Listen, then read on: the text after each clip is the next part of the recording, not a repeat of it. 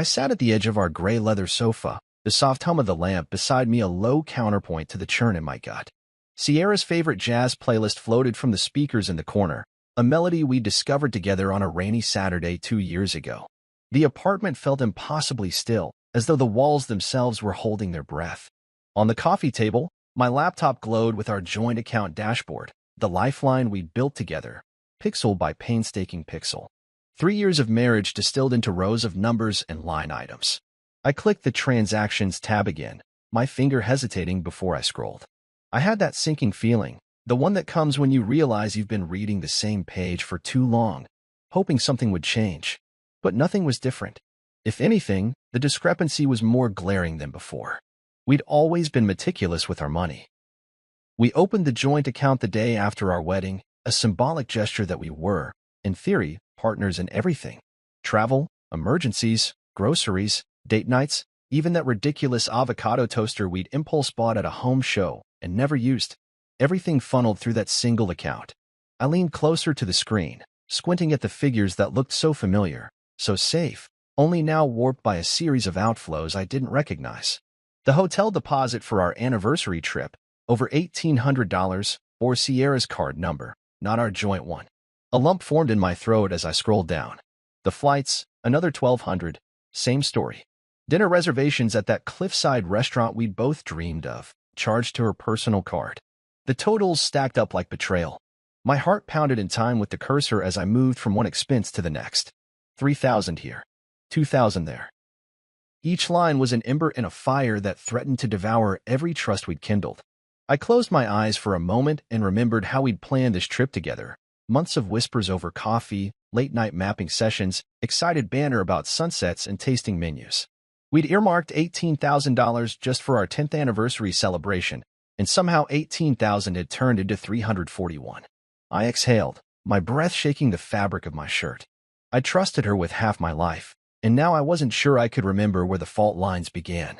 I heard her footsteps in the hallway before she appeared in the doorway, her hair pulled back in that loose braid I'd always loved.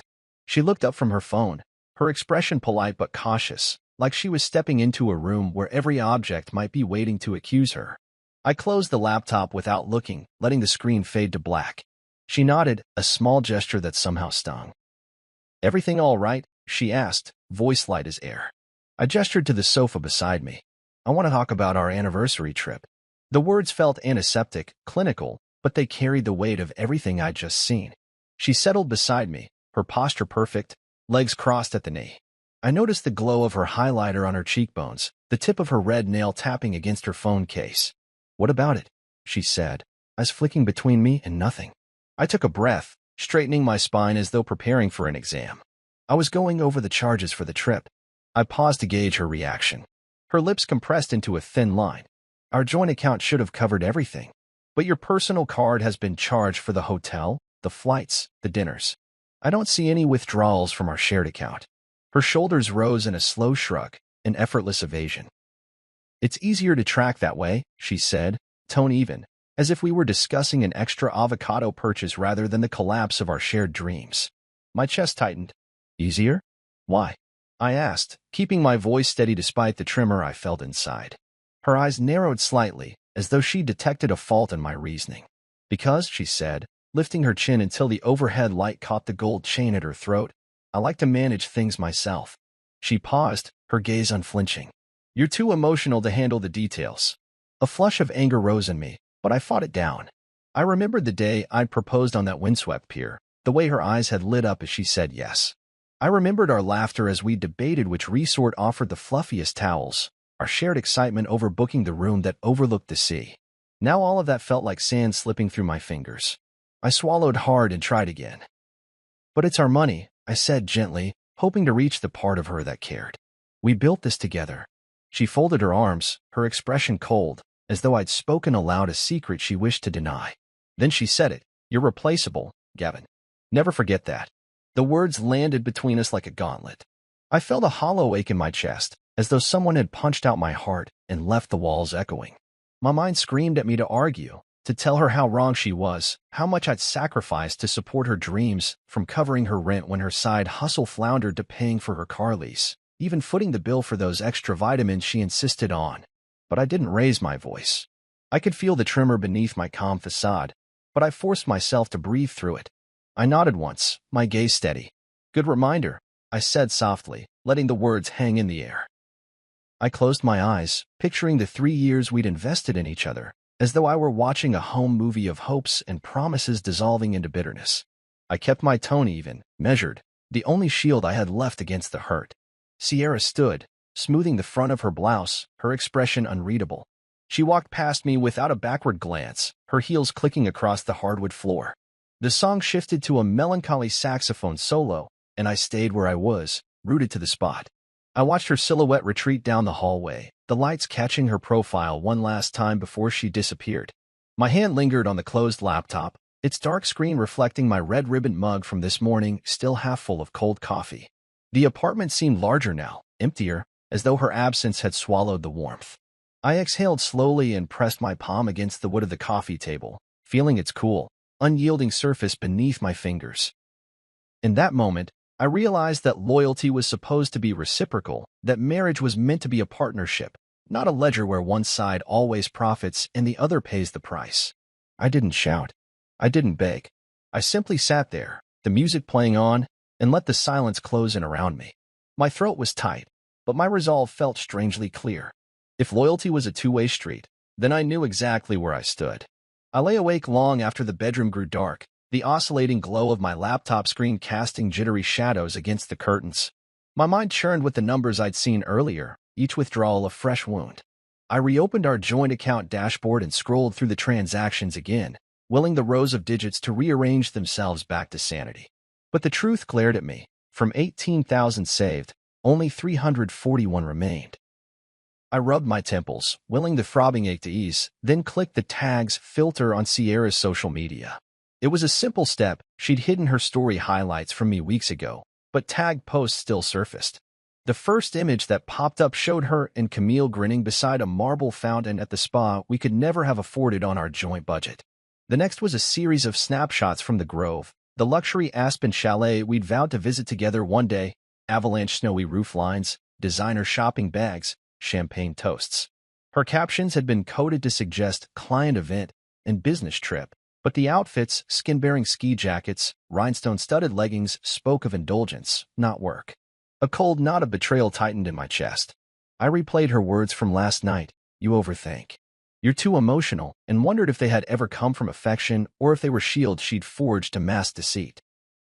I closed the laptop and stood, pacing the length of our living room as if rehearsing a confrontation. The walls bore our framed wedding photo, the one on the beach where the sunset turned Sierra's hair to molten gold.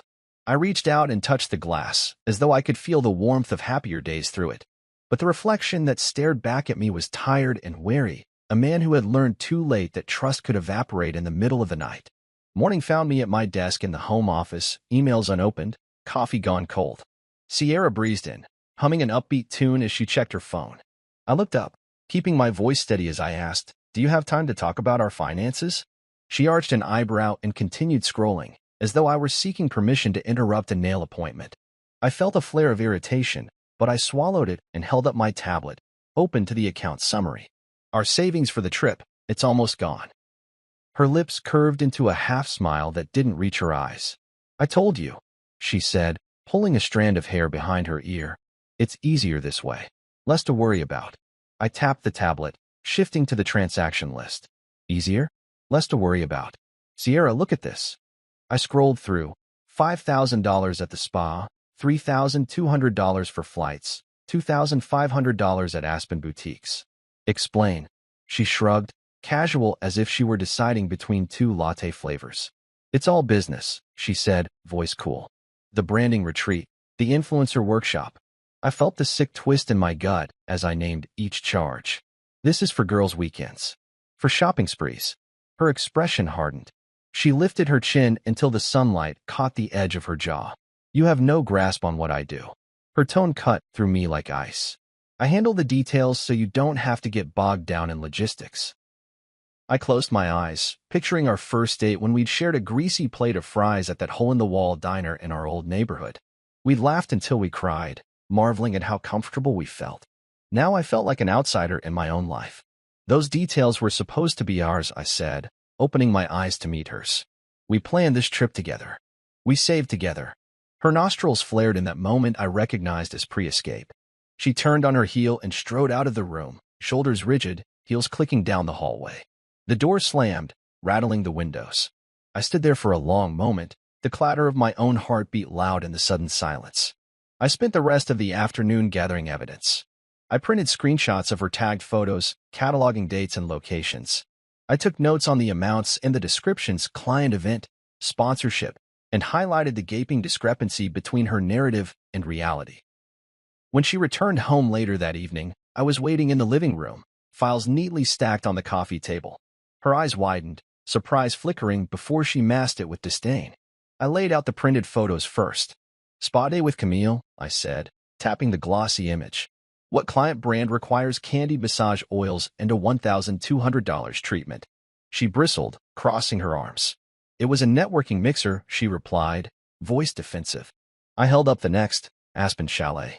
Her shoulders tensed. Industry retreat. I placed the transaction list beside the photos. Each of these, charged to your personal card, all withdrawn from our joint account. Her face paled, but her resolve didn't falter. You're looking at the wrong statements, she said, voice taut. Let me handle it. Unwilling to cede control again, I pressed on. Let me see your bank statements, I said quietly. Something in my tone halted her. She glanced away, eyes glinting with frustration. No, she snapped. You don't need to see my private accounts. I realized then that the line had been drawn. There would be no reconciliation on these terms. My throat tightened as I said, I trusted you. She exhaled sharply, her features hardening like stone. That's your first mistake, she said, then turned and walked away without a backward glance. The click of her heels faded down the corridor, leaving me alone with the evidence of her betrayal. I sank onto the sofa, the papers scattered around me like storm debris.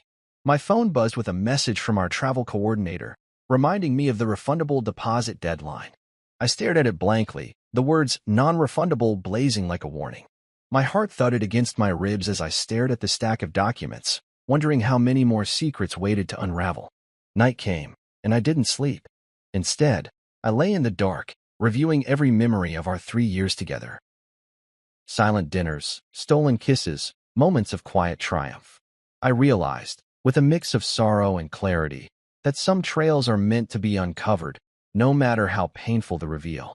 Loyalty, I thought again, was a two-way street. But trust, once shattered, could never be pieced back together the same way. And so I decided that when daylight came, I would stop asking questions and start making changes. I didn't raise my voice. I didn't plead or beg. Instead, I moved like a ghost through the routines of my life, quietly erasing the traces of us wherever I could. That morning, I sat at my kitchen table with a steaming mug of black coffee, its bitter aroma anchoring me to the moment. My phone lay beside me, screen open to the travel coordinator's email thread. Reservations for our anniversary trip, hotel, flights, excursions, were all listed there, each one carrying both excitement and heartbreak. I tapped into the chat and typed a brief message. Please remove Gavin Matthews from all reservations under our booking. Sierra will handle the rest. I hovered over send, my finger trembling, then pressed it. It felt like clicking the detonator on a fuse I'd lit myself. As the confirmation pinged back, removed, Gavin Matthews, I felt a curious mix of relief and regret. Relief, because each step took me further from the betrayal. Regret, because every deletion underscored how irrevocably things had changed. I closed the email and stood, pacing the small confines of our apartment. The walls felt too high now, as though they were closing in on me. I picked up my suit jacket draped over the back of a chair and slipped it on, even though I had no real reason to go into the office that day. I needed motion, structure, something to stave off the swirl of memories. In the car, I kept glancing at my rearview mirror, half expecting to see Sierra's reflection, waiting for me to rattle off promises. But the passenger seat was empty, the windshield framed a city going about its business, indifferent to the ruin of my trust. I thought about how different things had seemed just days ago, her laugh brightening the morning, our shared playlists echoing between rooms. Now even the songs felt tainted. I shook my head as I navigated the morning traffic. It was a small act of defiance to keep myself on the road rather than letting the walls of grief close in. That afternoon, I called the landlord. Our lease renewal notice was due in 6 weeks, and I had no intention of extending it under these circumstances. The office manager answered cheerfully, as though we were simply discussing another routine tenancy renewal. I cleared my throat. Hi, this is Gavin Matthews at apartment 4B. I'd like to give notice that I will not be renewing the lease when it expires. She paused, then said, Oh, I'm sorry to hear that. Will Sierra still be staying? I imagined her kind, if slightly nosy, face behind the phone. She can reapply if she chooses, I said, voice even. But it will have to be on her own. There was a brief silence. Then her voice, a touch more cautious, replied, Just so you know, without your income and co-signature, she may not qualify. I closed my eyes, picturing Sierra's smug smile as she spent our savings on getaways and designer handbags. A small satisfaction flickered within me. Not my problem anymore, I said softly, then ended the call. Hanging up felt like shedding a layer of complication, a step toward reclaiming autonomy. When I returned home, the apartment was silent. The faint scent of her perfume lingered in the air, a floral note that once felt comforting but now felt like an accusation. I inhaled deeply, gathering my resolve. On my desk lay a to-do list I drafted earlier. 1. Cancel joint credit card. 2. Change auto payments to personal. 3. Notify utilities. 4. Remove her as beneficiary on insurance. Each item was a scalpel incision, cutting away the parts of my life that had belonged to us. I picked up the phone again and called the bank's customer service line. Good afternoon, this is Gavin Matthews. I'd like to close our joint credit card and apply for a personal card in my name only, I said. The representative guided me through security questions, and I provided each answer with a steady voice. When she asked the reason, I simply said, personal preference. I hung up with a confirmation email in my inbox. Another thread severed. Over the next 2 days, I worked methodically through my list. I switched the apartment's utilities to my name, canceling the auto payments that had drawn from our shared account. I updated my landlord with the notice in writing, then delivered a copy of our lease termination to Sierra's door, along with a polite note, feel free to coordinate directly with the office. I didn't want to see her face when she found it. I imagined her surprise, perhaps anger, but I reminded myself that this was necessary. On the 4th day, my phone buzzed with her name lighting up the screen. We need to talk. I stared at it, thumb hovering. I typed back. I'm busy. Then, reorganizing my life. She called immediately. I ignored it. The second call went to voicemail. When her text came, busy with what? I replied, replacing myself. I watched the read receipt appear and disappear, and then, hours later, silence. Later that day, she showed up at my office building, holding the takeout bag of our favorite pad thai, my go-to-lunch. Her eyes shone with a mixture of hope and defiance, as though offering me spicy noodles would undo months of deceit. I stood in the lobby, the hum of fluorescence overhead, and took the bag from her hand. I sniffed it for a moment, the familiar scent of chili and lime hitting me like a memory. Then I set it on a nearby bench. Sierra, I said quietly, feeling the weight of every eye in the lobby settle on us. She bristled. Can we just sit and talk? She asked, voice small. I shook my head. There's nothing left to say. I replied, my tone gentle but final. Her lips trembled, and for a moment I saw vulnerability flicker behind her guarded demeanor. I never wanted it to come to this, she whispered. I kept my expression calm. You chose this, I said. I'm just cleaning up the pieces. She turned and walked away, shoulders hunched, as though carrying the weight of her own choices. I watched her go until the automatic doors slid closed. Then I walked to my car with measured steps, feeling a profound stillness settle in my chest. The world outside carried on. Traffic, pedestrians, distant sirens, all unaware of the quiet dismantling of a marriage that had once promised so much. That night, I sat in the empty apartment, the half-lit rooms echoing with the ghosts of our laughter. The TR. Reminders for auto payment changes, tasks already completed. I closed my eyes and allowed myself a moment of exhaustion. Then I stood, walked to the window, and looked out at the city lights. Each glowing window was a story unfolding, and mine was shifting from chapters of betrayal to pages of renewal. Erasing myself quietly was painful, but it was the only way to reclaim the autonomy I'd lost. In the hush of my emptied space, I found my first breath of freedom. I woke that morning with a strange sense of calm, as if the storm that had been brewing over the past week had finally broken. The apartment was eerily quiet, dust motes dancing in the slanted sunlight that spilled through half-drawn curtains. I sat up in bed and stared at the ceiling, recalling the precise moment I'd realized Sierra's side hustle couldn't sustain her lifestyle. $900 a month, she'd said, enough to cover a few subscriptions and maybe a networking event. I'd been covering rent, groceries, car payments, streaming services, her vitamins, everything. But now it was time to rebalance the ledger. I slid out of bed and dressed in my usual work attire: navy slacks, crisp white shirt, and a watch whose battery I just replaced. I wanted the routine to remind me I was still me, even as I unraveled the ties that bound me to her. In the kitchen, I pulled out my phone and opened the Reminders app, the list of tasks staring back at me like a battlefield plan. Rent, utilities, car lease, insurance premiums, each item waiting to be executed. My heartbeat steadied as I checked the first: cancel joint rent autopay.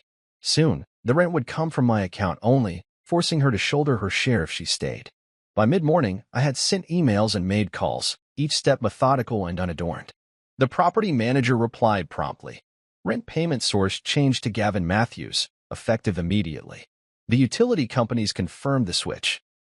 I even updated our streaming accounts, removing her as the primary subscriber. In my mind, each confirmation was a measure of justice being meted out.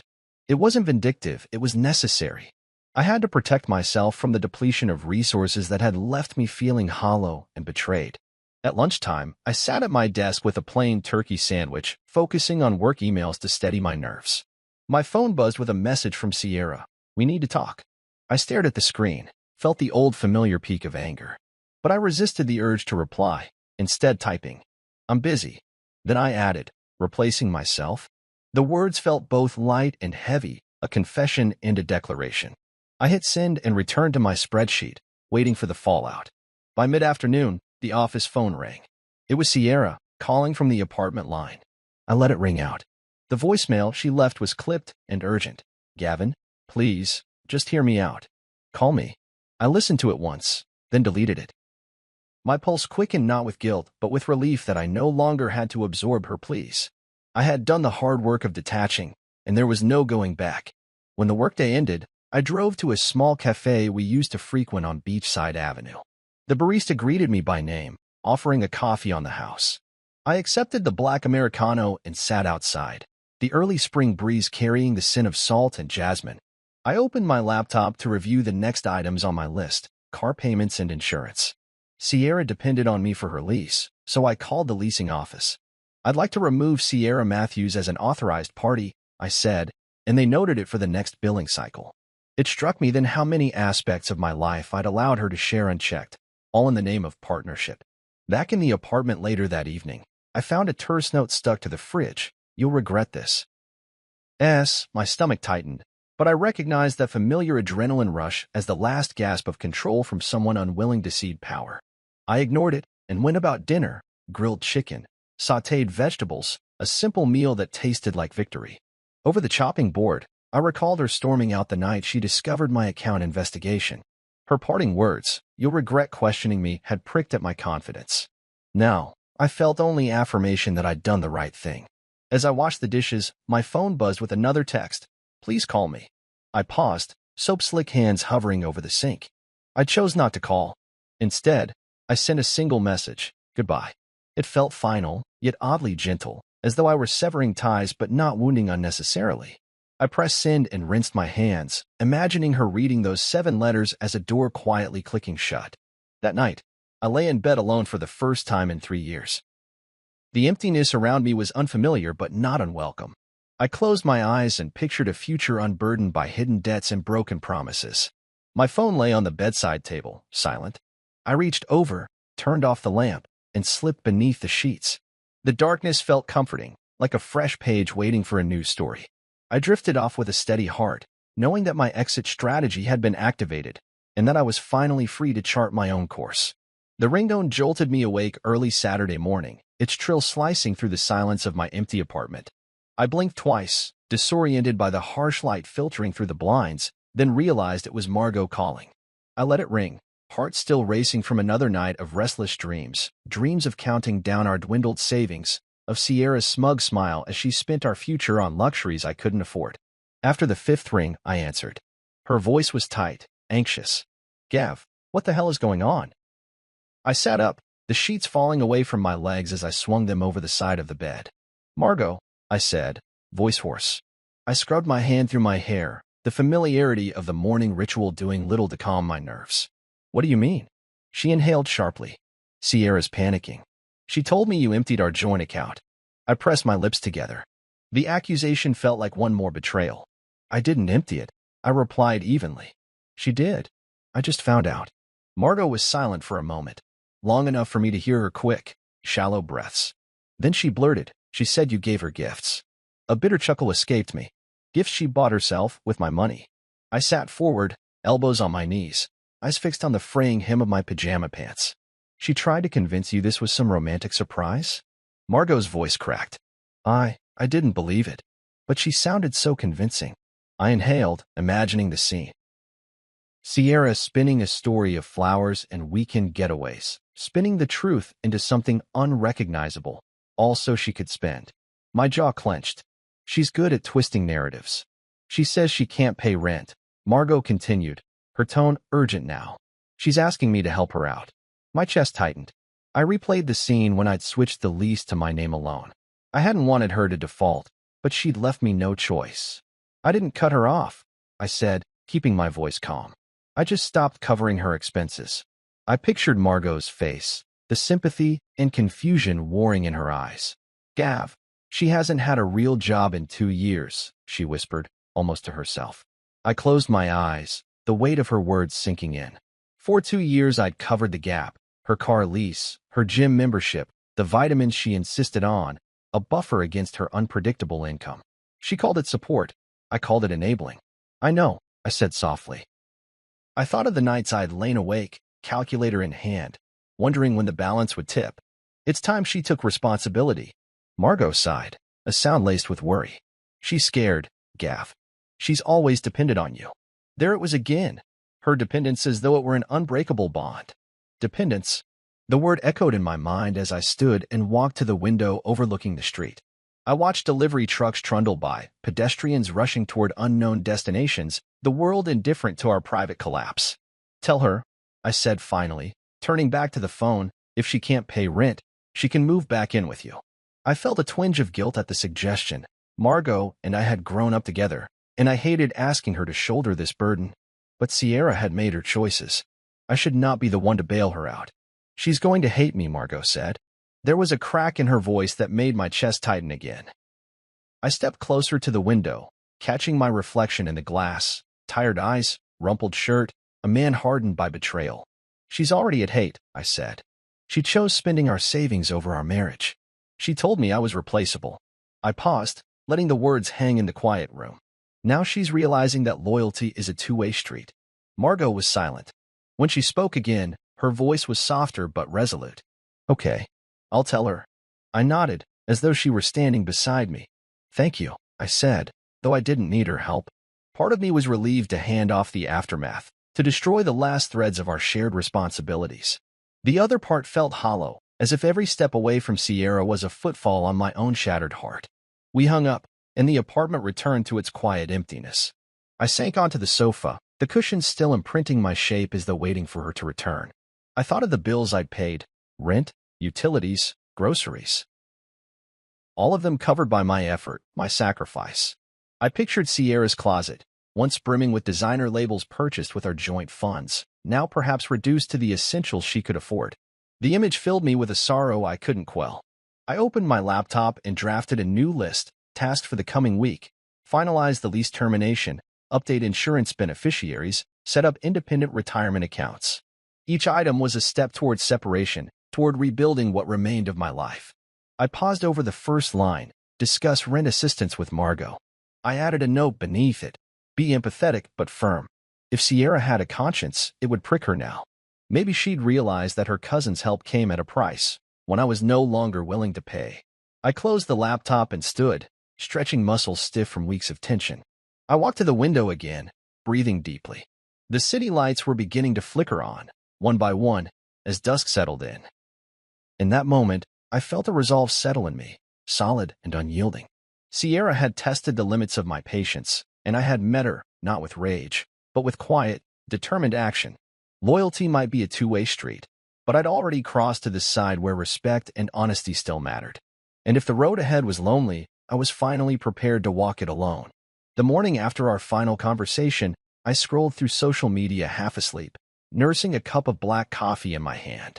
My thumb hesitated over Sierra's Instagram handle, curiosity warring with the memory of her betrayal. Eventually, I tapped her profile and braced myself. The feed looked different, more polished, more dramatic, as if she'd reinvented herself overnight. Vague quotes splashed across her stories. A queen doesn't chase, she replaces. Self-love first, always. I swiped through snaps of neutral-toned bedroom corners and curving marble bathtubs, the kind of decor that belonged in a wellness influencer's portfolio. It felt like she was constructing a new persona to mask the wreckage she'd caused. Then I saw them, the photos of new faces, a steady parade of possibilities. Bryce, the so-called marketing CEO, showing off a leased sports car, but gleaming under fluorescent garage lights. His caption boasted about a six-figure campaign he'd just closed, though a quick search turned up nothing but a Shopify page hawking graphic tees. Next was Leo, the fitness guru, whose smile looked familiar from my own scrolling feed. I remembered stories of workout programs and meal plans, but comments hinted that he couch-surfed at friends' houses, banking on a breakthrough supplement launch. And then Adrian, her ex with the polished LinkedIn profile. Rumor had it that SEC sanctions had stripped him of any real standing. Each man was accompanied by Sierra's glowing captions, new beginnings, onwards and upwards, surround yourself with winners. A hollow ache formed in my chest as I realized she was auditioning replacements, publicly, boldly, for the world to see. Yet there was still a thread of vulnerability in her late-night texts that contradicted the image she projected. We were good together, one read. Can't we fix this? My finger hovered over the reply field. Part of me wanted to lash out, to call her out for her hypocrisy. The logical part knew it would accomplish nothing. Instead, I closed the app, leaving her words unread. Later that afternoon, I walked through the park where Sierra and I used to take evening strolls, our hands interlocked like puzzle pieces. I paused by our favorite bench by the fountain, its arched stonework warming under the sun. Memories flickered, her laughter as pigeons scattered beneath our feet, our whispered plans for the future. Now the bench felt like a set piece in someone else's story. I kicked at a loose pebble, watching it skid across the pavement and fall into the grass. The drop echoed like a punctuation mark, reminding me of how her choices had forced me to start anew. My phone buzzed with a notification, another of her new posts. I resisted the urge to glance, focusing instead on the gentle ripple of water in the fountain. After a few minutes, curiosity won the tug-of-war. I checked the post, a carousel of images from a dinner engagement. Flowers in black vases, candlelight casting soft shadows, her silhouette perfectly framed across the table. The dinner companion's identity was concealed, only a hand clutching a wine glass in one shot, an arm draped casually across a chair in another. Comments swelled with praise, "You look radiant." New power couple alert. Beneath it all, Sierra's caption dared the world to keep watching. Old chapters close so new ones can begin. I closed the app again and tucked my phone into my pocket. My palms were damp, and I forced myself to breathe deeply. It struck me that she was performing a rerun of our own story, constructing an illusion of stability and glamour to distract from the emptiness beneath. But I had learned not to believe what I saw without context. I knew how easily a highlight reel could hide the cracks in the foundation. That evening, I met an old friend for dinner at a dimly lit bistro downtown. He greeted me with a bear hug, and the sympathy in his eyes cut deeper than any accusation. "Heard about everything," he said quietly as we sat. I nodded, tracing the rim of my glass. "Yeah," I replied. "She's out auditioning for new leading men." He winced at my choice of words, then reached across the table. "You okay?" I looked at him, seeing his genuine concern. "I will be," I said. "It's just surreal, watching her parade replacements. I keep asking myself if any of them know what they're signing up for." My friend shrugged. Maybe she thinks she can reinvent herself by surrounding herself with someone new. He punctuated his thought with a sip. "But she'll carry the same patterns." His words settled in my mind as I drove home. I knew he was right. No leased sports car or influencer flair could erase the root of her behavior. I parked beneath a street lamp near my apartment and sat in the driver's seat for a moment, considering what I wanted next. The past week had been a blur of cancellations, boundaries, and reconfigurations, but the future still lay wide open. Inside, the hallways were silent, save for distant footsteps. I unlocked my door and found a single envelope on the welcome mat. It was from Sierra, in her neat cursive. I slid it open on the dining table and unfolded a single sheet of paper. Her handwriting was careful, each letter looped as though she practiced penmanship for a living. The note read, "I'm sorry for everything. Can we meet and talk?" I sat back, letting the words sink in, tasting them on my tongue like a half-forgotten flavor. The apology felt like a key pressed into a rusted lock, promising, but uncertain if it would turn. I pictured her in that wedding dress she'd worn alone on our canceled anniversary trip and felt both pity and anger swirl inside me. I closed my eyes and placed the note on top of my leather wallet, then reached for my phone. I tapped her name and held it there, watching as the call icon illuminated. My finger hovered. A rush of memories flashed, her laughter, her touch, the way she'd once promised forever. Then I remembered the sting of her words, "Irreplaceable," and how strongly I'd felt the shift in power. I lifted my thumb and pressed decline. The screen flicked back to black. I exhaled slowly, feeling the tension drain from my shoulders. In that moment, I realized that replacing myself was not a rejection of love itself, but a reclamation of self-worth. Sierra could continue her additions, spin her narratives, and surround herself with new faces, but I had chosen a different path. As I pocketed my phone, I whispered to the empty room, "I'm done waiting for a rebuild that will never come." I walked to the window overlooking the city skyline, the lights winking like distant constellations. Somewhere out there, Sierra was rewriting her story yet again. But my chapter was clear. No more additions, no more half-truths, just the steady pulse of a life rebuilt on honesty and respect. And that was a performance worth committing to. The morning light streamed through the blinds and slats, carving bright lines across the hardwood floor as if marking out the path of change. I woke to the distant rumble of a U-Haul idling in the alley beyond our building, tires crunching gravel like an announcement of her arrival. My heart thudded once, a prelude to something I both anticipated and dreaded. I dressed quickly, shaking off the last tendrils of sleep, and made my way to the living room. Sierra stood beside the truck, arms folded over a white tank top that read "Free Agent," her posture rigid and determined. In the back of the truck, a battered couch lay half-wrapped in plastic. A queen-size mattress peeked out from beneath several blankets. Boxes were stacked haphazardly, their contents concealed but hinted at by taped-on scrawls, makeup, candles, old letters. I crossed the threshold, boots clicking on the floorboards, and faced her. The afternoon sun made her shadow stretch long across the living room. She looked at me, and for a moment I saw a surprise flicker in her eyes, as though she hadn't expected me to return so soon. "I'm taking the couch and the bed," she announced, voice steady as stone. She hitched one hip, leaning against the U-Haul's open side door like she owned the entire block. I looked at the couch. Ours by purchase, paid for in full with my card, yet worn at the edges by shared laughter and late-night TV binges. The mattress held more weight than the wooden springs. It was where we'd shared dreams and regrets and whispered apologies that now felt hollow. I exhaled slowly, gathering the calm I'd practiced for the past weeks. "Those belong to me," I said, voice quiet enough that passers-by on the sidewalk wouldn't hear. My words carried the weight of contract and conviction. She arched an eyebrow. "Excuse me." Her tone was incredulous, as though I were confusing her with someone who read receipts. I pulled out my phone and swiped through the photos of our purchase receipt, the timestamp, the card in. Phone so she could see. With my income. I saw her jaw clench, the fine line of her confidence wavering. "I picked them out," she countered softly, longing edging her tone. "They were my selections." I pocketed the phone and met her gaze, the afternoon light shining in my eyes like a spotlight on truth. "Selections or not, I paid for them. That makes them mine." Her shoulders slumped, the fight draining from her posture. She stepped forward, hand extended toward the couch, as though willing it to come along by sheer force of will. I watched her, the pride certain to bruise beneath her skin, and felt a flicker of pity for the woman who'd once been my partner. "I gave you everything," she said, voice cracking in a way that mirrored the crack in my resolve. I hesitated only a moment before responding.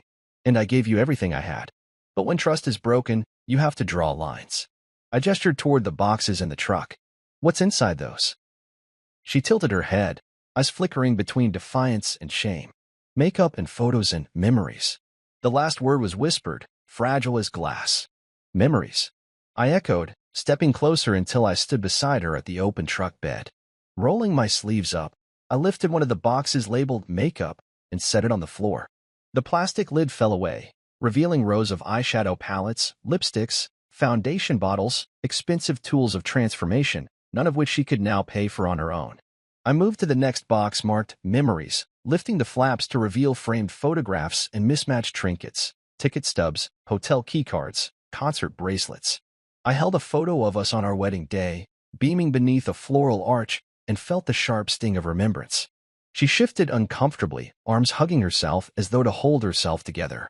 "Can I at least take the throw pillows?" she asked, voice small. In happier days, I'd have laughed at her attachment to throw pillows, those decorative afterthoughts.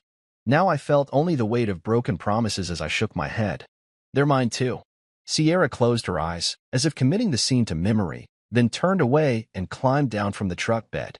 She gathered the boxes that still remained, handling them delicately, as though they contained the only pieces she could keep of our life together. I watched in silence, the late afternoon light slanting over her shoulder, her face drawn in exhaustion and loss. The U-Haul idled on, a steel cocoon waiting to ferry away the remnants of her choices. She paused at the curb, hands on her knees, breathing hard. I stepped forward and placed a hand on her shoulder, gentle, not pitying. "I'm sorry this had to be like this," I said, meaning it. She pulled her shoulder from under my hand and stood, brushing imaginary lint from her jeans. She looked at me with eyes that still held the echo of who she had been before trust fractured. "You'll regret this," she whispered, voice barely carried by the breeze. I nodded, not angrily, but solemnly, as though understanding the true gravity of her words. "Maybe," I replied quietly, "but I'll regret it less than I would regret staying." She squared her shoulders, lifted the last box, and climbed back into the truck. As the driver's door closed, the engine roared to life. The U-Haul pulled away, a cloud of dust and finality rising behind it. I stood on the curb, feeling the earth solid beneath my feet, and watched until the truck disappeared around the corner. The street fell silent again, save for the hum of distant traffic. I turned and walked back into the apartment, closing the door behind me. The walls seemed emptier now, not just from furniture, but from the absence of her voice, her presence, her betrayals. I moved toward the couch, my couch up, and sat down, feeling the familiar springs and upholstery cradle me like the memory of better days. I reached out and ran a hand along the fabric, the soft fibers grounding me in the present. In the hush of the now empty room, I realized that letting go of what was mine was both painful and liberating. Sierra had taken what she could as she left, but she had also revealed the boundaries I needed to set. I closed my eyes, inhaling the quiet peace that followed the storm. Outside, the city continued on, unaware of the small victories and losses within these four walls. And in that stillness, I found the resolve to begin again, and the comfort in knowing that some things, like respect and honesty, could never be packed into boxes and driven away. I woke that morning with a strange sense of detachment, as if the world beyond my apartment walls had shifted on its axis without me. My phone buzzed insistently, a cascade of notifications that I almost ignored. But curiosity won out. The first alert was from Instagram, letting me know someone had tagged me in a story. I unlocked my screen and tapped the notification, bracing for the worst. Sierra's face filled the display, framed by a bridal veil she'd rented for a solo photo shoot at the very resort we'd booked for our anniversary before the truth came out. The image, her alone, standing beneath an archway of white flowers, was eerily beautiful. The caption read, "I married myself because I'm worth it." My chest tightened at the spectacle, a hollow echo of the love and hope I once felt. I stared at the photo, the resort's pale stone walls behind her and mountain peaks in the distance. It was the place we'd chosen for our 10th anniversary celebration, the one where we'd imagined toasting champagne at sunset. Now she'd turned it into a self-affirmation stage, complete with a photographer who'd extended her a discounted rate in exchange for exposure. I could almost hear the shutter clicks that captured each wistful pose, her head tilted at a perfect angle, her eyes distant as though searching for a partner who wasn't there. A pang of sorrow washed over me, but beneath it lay something darker, a fierce satisfaction that our canceled trip had become the best decision of my life. I closed the app and scrolled through the comments. Some praised her confidence, others mocked her newfound solo bride narrative. One commenter, tagged as the photographer, slipped in a backhanded jab. "When your client can't pay but offers exposure, 3K followers and counting." That last line hit me like a punch. Sierra's Instagram following had plateaued under 4,000 for months. She tried every tactic, giveaways, sponsored ads, hashtags, but her engagement never matched her aspirations. Now she was exploiting our failed plans to craft a viral moment, hoping to elevate her brand. I forced myself to laugh softly at the irony. I set the phone down and poured myself a glass of water. The kitchen felt cavernous without her clutter. No lipstick stains on the counter. No used coffee mugs littering the sink. I took a sip, feeling both thirst quenched and empty at once. I looked out the window at the city skyline, where construction cranes marched across the horizon like silent sentinels. It occurred to me that growth often followed destruction. New buildings rose from old foundations, just as I was piecing my life back together from the rubble of our marriage. Later that morning, Margot called again, her voice strained. "You saw it, right?" I closed my eyes and nodded, though she couldn't see me. "She's at the resort, going viral with that bridal shoot." Her tone was a mixture of amusement and pity. I sent her the payment link for her room balance. She didn't respond. My jaw set at the news. I imagined Sierra standing alone in that empty lobby, paparazzi flashes replaced by lodge staff, shooting her sympathetic glances. "Good," I said, surprising myself with the crispness of my voice. She shouldn't get a free vacation on my dime. By afternoon, I found myself wandering through the lobby of my office building, the scent of fresh leather and coffee drifting from the cafe downstairs. I paused by a large window overlooking the street, watching the traffic flow like a river of purpose. I thought about the contrast between her solo wedding fantasy and my grounded reality. I'd chosen to honor my commitments, to myself, to my future, rather than cling to illusions. I tapped out a brief update to Margot. She's not my problem anymore. That evening, I joined friends at a sports bar to watch the playoff game. The flat-screen TVs filled the walls, each one blaring commentary about touchdowns and three-pointers. I settled into a booth with a plate of nachos and a cold beer, the familiar camaraderie a balm to my frayed nerves. My phone buzzed intermittently, but I left it face down on the table. I wanted to immerse myself in real life, the laughter, the cheers, the thrill of the game, rather than the filtered drama of social media. When the final buzzer sounded and our team won, the room erupted in high fives and hoots. I joined in, a genuine smile breaking across my face. For a moment, I forgot Sierra's wedding photos, the currency of broken trust. I felt connected to something larger than my individual pain, swept up in the collective joy of victory. I downed the last of my beer and tossed back a quick toast to my friends, to new beginnings. They clinked glasses, and I felt the warmth of shared experience pulse through me. That night, back in my apartment, I scrolled through my photo gallery and landed on a picture I'd taken years ago. Sierra and me on that rainy day when we first found this place. We stood on the balcony, drenched, laughing as raindrops rolled off our faces. The image captured the sparkle in our eyes, the hope in my grin. I saved it to a new folder labeled Before, a testament to what once was and what could still be, perhaps, with someone who appreciated reciprocity. I placed the phone on silent and crawled into bed. The sheets felt cool against my skin, the bed empty but welcoming. As I closed my eyes, I thought of Sierra in her white dress, alone, posing for applause that would fade faster than mist at sunrise. In contrast, I welcomed the genuine embrace of tomorrow, one built on authenticity and mutual respect. My last thought before sleep claimed me was simple. I may have lost a partner, but I'd gained myself. And that was a union worth celebrating. I clicked off my bedside lamp and lay staring at the ceiling, the hush of the apartment pressing in around me like a held breath. It was well past midnight when my phone buzzed, the screen lighting up with an unknown number. Part of me wanted to ignore it, another mistake in a string of disturbances, but curiosity edged me upright. The message read, "This was supposed to be our day." My thumb hovered over the reply field as the weight of her words settled in my chest. For a moment, I felt the familiar tug of old pain, as though she hovered in the darkness beside me. I typed back, "Who's this?" and watched the three little dots flash in response. Seconds later, another message, "You know who? I'm at our resort. In my dress." My heart thudded against my ribs, a cold surge of anger and pity pulsing through me. I pictured her there, alone in that elaborate gown, the same one she'd used for the solo wedding shoot, standing in a ballroom built for two. I closed my eyes and drew in a slow breath, willing myself to remain grounded. "Your resort. Your dress. Your debt," I tapped out. The words felt sharp but fair, a reminder that she alone had written this chapter of recklessness. Her reply came almost immediately. Don't you feel anything? I felt the tug of shared history, but reminded myself of her cross-armed dismissal when I had confronted her spending, her smug lift of chin, and the finality in her voice. Irreplaceable. That moment had been the breaking point. I stared at the phone, thumb hovering. Then I typed simply, yeah, relief. I hit send and pocketed the device, my pulse still pounding in the sudden silence. The next morning, Margot called to fill me in. Apparently Sierra had refused to pay the outstanding balance, and the resort had escorted her off the property by security personnel. When she tried to hawk that expensive dress in the parking lot, no one bid. Everyone saw it as the desperate flail of someone who'd emptied her accounts. I closed my eyes at the image.